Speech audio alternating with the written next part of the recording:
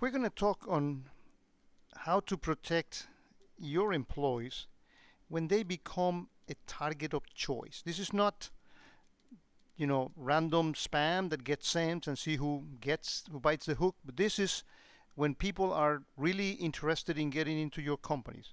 So, for example, we've seen that in the past, probably 2 or 3 years ago, banks were in the main target. The banks have gotten better, particularly almost every one of them uses Trusteer rapport these days, and the hackers have moved to other places. Same thing when you do good policing in a neighborhood, the bad guys are not going to stop working. They just move into another neighborhood. So they have gone into retail and insurance lately. And what they are trying to do is really using social media to send extremely well crafted mails to get some phishing attacks successful. And you need to assume that they will. You need to do a lot of prevention, uh, but you need to assume that people are going to click where they're not supposed to, because they will. So what hackers has found is that when you are behind the corporate network, you have IPSs, you have firewalls, you have mail filters, you have web application firewalls, you have all sort of technologies on your DMZ that makes it too hard to go this way. So I'm not going to try to attack that. But hackers know that the desktop is not always behind the corporate network. That they go into public Wi-Fi and they click into things and do stuff. And that's when the hackers are also going to try to get that phishing attack successful. It's a lot much easier way to come this way than to come the other one. So what is it that they are after? Well, they're after about two things. Number one is, can I get corporate passwords? And that's the number one thing that they try to do. How they get those? Well, number one is for doing some phishing attempts. Again, crafting an email that the guy won't resist it. The guy will believe that this is a corporate site. You need to reset your corporate password. Or this is an email from the CEO asking your opinion about this particular matter. So you need to log in to complete this survey with your corporate credentials. And you feel, oh, that's about time about the CEO talks to me about it. And people will fall for that. The other way is they know that people use the corporate password outside the corporate URLs. And because they know that that's the only password they remember, they know that they're going to use it. And when they compromise those databases with passwords, and they get passwords that are good to get into the corporate site as well. The other thing that they will try to do is to inject advanced malware into that workstation. So when the workstation gets back behind the corporate network, my malware is already there, and it can begin to do the exploiting some vulnerabilities. We've seen this privilege escalation. That's quite common. And then do the data extraction slowly, in order to avoid detection. And the question is, well, my desktop is right here outside the corporate network. How can I protect it? This talk is about an IBM technology called Apex, again from the Trusteer family, that is designed to do this type of protection. How does this works? Well, first of all, this is a SaaS model software, so you don't need to install anything, any server on your premise, really.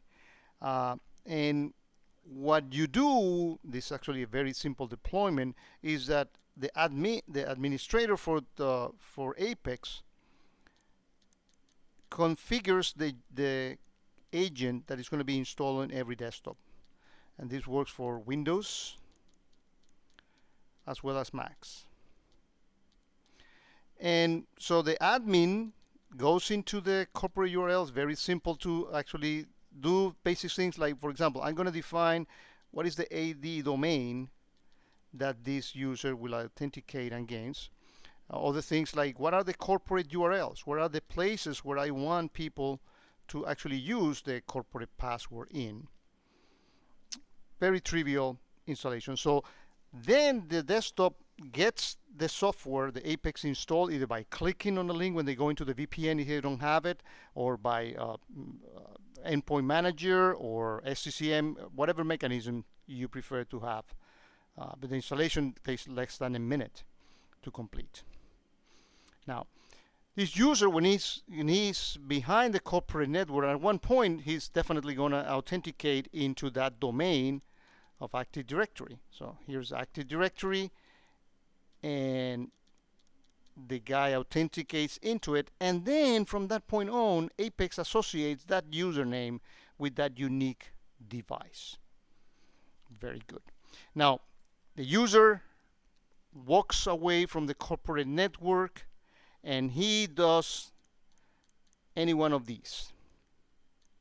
He clicks on the wrong place using the corporate credential, or gets malware. So what are the things that happen? When he does any of these, what Apex, which is, again, residing on the machine,